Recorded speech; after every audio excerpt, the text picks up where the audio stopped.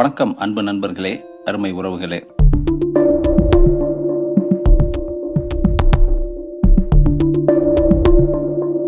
என்றும் போல் அன்றும் வந்தே பாரத் ரயில் அதிவேகமாக பறந்து கொண்டிருந்தது. ஜன்னல் ஓரத்தில் அமர்ந்திருந்தான் ஒரு இளைஞர். பார்ப்பதற்கு மிகவும் நாகரிகமான தோற்றத்துடன் இருந்தான். ரயிலில் எல்லோருக்கும் மதிய உணவு வழங்கப்பட்டது. ரயிலில் பயணித்த பல செல்வந்தர்கள் தங்களுக்கு வழங்கப்பட்ட தயிர் சாதம், சப்பாத்தி, ரொட்டி துண்டுகள் மற்றும் பிஸ்கட் பாக்கெட்டுகளை சாப்பிடாமல் அப்படியே வைத்திருந்தனர். ரயில் தனது இருப்பிடத்திற்கு வந்து நின்றது. அனைவரும் கீழே இறங்க ஆரம்பித்தனர்.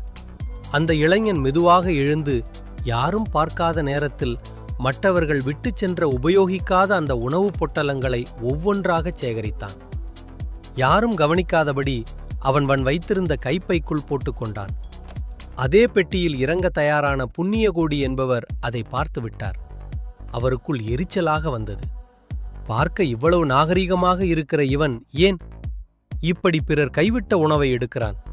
ஒரு பிச்சைக்காரனை விட கேவலமாக இவன் நடந்து கொள்கிறானே என்று மனதிற்குள் திட்டி தீர்த்தார். எல்லோரையும் போல அந்த இளைஞன் ரயிலை விட்டு கீழே இறங்கினான். அவனது கள்ளத்தனத்தை பிடித்துவிட வேண்டும் என்ற எண்ணத்தில் புண்ணியகோடியும் அவனை பின்தொடர்ந்தார். ரயில் நிலையத்தை விட்டு வெளியே வந்த அந்த இளைஞர் மக்கள் நடமாட்டம் இல்லாத ஒரு ஒதுக்குப்புறமான சாலையோரம் போய் நின்றான். புண்ணியகோடி ஒரு மரத்தின் பின்னால் மறைந்து நின்று அவனை வேடிக்கை பார்த்தார். அப்போது ஒரு அதிசயம் நடந்தது. எங்கிருந்துதான் வந்ததோ தெரியவில்லை, ஒரு 10-15 தெருநாய்கள் வாளை ஆட்டிக்கொண்டு அவனை சூழ்ந்தன. அந்த இளைஞனின் முகம் இப்போது மலர்ந்தது. மிகவும் பொறுமையாக தன் கைப்பையிலிருந்து அந்த உணவுப் பொட்டலங்களை பிரித்தான். அதை பிரித்து அந்த நாய்களுக்கு ஒவ்வொன்றாக கொடுத்தான். பசியில் துடித்து கொண்டிருந்த அந்த ஜீவன்கள் அந்த உணவை மிகவும் ஆவலோடு உண்டன. நாய்களின் மகிழ்ச்சியை பார்த்த அந்த இளைஞரின் முகத்தில் ஒரு தெய்வீக திருப்தி தெரிந்தது. இந்த காட்சி புண்ணியகோடிக்கு தலையில் யாரோ ஓங்கி அடித்தது போல் இருந்தது. ஒரு நிமிடம் தன் அறியாமையை நினைத்து தலை குனிந்து கண்ணீருடன் கலங்கி நின்றார் Punniyakodi. Moral of the story: நாம் பல நேரங்களில் மற்றவர்களின் செயல்களை நம்முடைய குறுகிய பார்வையிலிருந்து மட்டுமே பார்க்கிறோம். உதாரணமாக, அந்த இளைஞன் ரயிலில் உணவு எடுத்த செயல் புண்ணியகோடியின் கண்ணிற்கு தவறாக தெரிந்தது. ஆனால் உண்மை, அந்த செயலின் நோக்கம் ஜீவ காருண்யமாகும். இதிலிருந்து நாம் கற்றுக்கொள்ளும் பாடம்: ஒரு மனிதன் செய்யும் செயலை முழுமையாக புரியாமல் அவரை பற்றி தவறான முடிவுக்கு வருவது மிகப்பெரிய பாவம். கண்ணால் காண்பது கூட சில சமயம் பொய்யாகலாம்.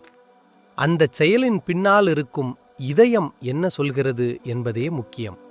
சுருக்கமாக சொன்னால், கண்ணால் காண்பதும் பொய், காதால் கேட்பதும் பொய், தீர விசாரிப்பதே மெய். ஒருவரின் செயலை விமர்சிப்பதை விட அதன் காரணத்தை புரிந்து கொள்வதே மனிதநேயமாகும்.